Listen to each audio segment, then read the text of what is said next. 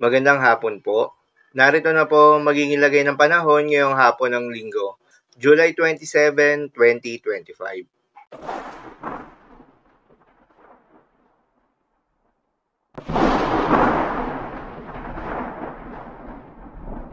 Sa kasalukuyan na tayong sa pag-asa, patuloy pa rin nakakaapekto itong southwest monsoon o hanging habagat sa malaking bahagi ng ating bansa dahil dito ay asahan pa rin yung paminsan-minsan na mga pag-ulan. Samantala, yung mga bagyo sa labas ng Philippine Area of Responsibility na sina Bagyong Komay na dating si Bagyong Emong ay nanatiling isang tropical depression o mahinang bagyo na huling namataan sa layong 905 kilometers northeast ng extreme northern Luzon. Habang si Bagyong Francisco na dating si Bagyong Dante ay tuluyan na ngang nag-dissipate o nalusaw. Yung isang bagyo naman na may international name na Crosa ay mas lumakas pa bilang isang severe tropical storm na huli namang namataan sa layong 2,445 kilometers east ng extreme northern Luzon. Ang dalawang nasabing bagyo ay nananatiling malayo sa ating bansa at walang direktang epekto sa anumang bahagi ng ating bansa.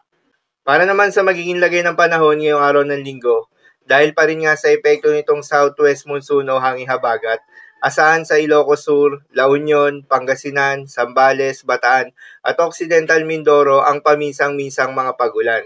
Posible ang mga pagbaha o pagguho ng lupa due to moderate to heavy rains. Habang sa Metro Manila, Cordillera Administrative Region, Cagayan Valley, Calabarzon, nalalabing bahagi ng Ilocos Region, nalalabing bahagi ng Central Luzon at nalalabing bahagi ng Mimaropa ay asahan naman yung maulap na kalangitan na may kalat-kalat na mga pag-ulan o thunderstorms.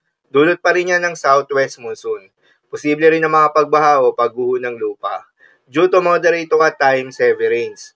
Habang sa nalalabing bahagi pa ng ating bansa ay asahan naman yung bahagyang maulap hanggang sa maulap na kalangitan na may kalat-kalat na mga pag-ulan o thunderstorms na dulot pa rin ng southwest monsoon. Posible rin ang mga pagbaha o pagguho ng lupa during severe thunderstorms.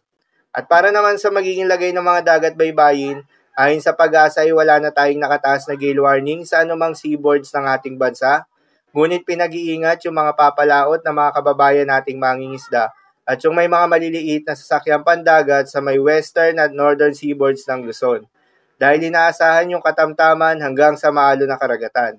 At sa nalalabing seaboards ng ating bansa ay asahan yung banayad hanggang sa katamtaman ng mga pag-alon, ngunit iba yung pag-iingat pa rin, lalo na kung meron tayong offshore thunderstorms activity, asahan yung paglakas ng hangin at kaakibat nito ay pagtaas rin ng mga pag-alon.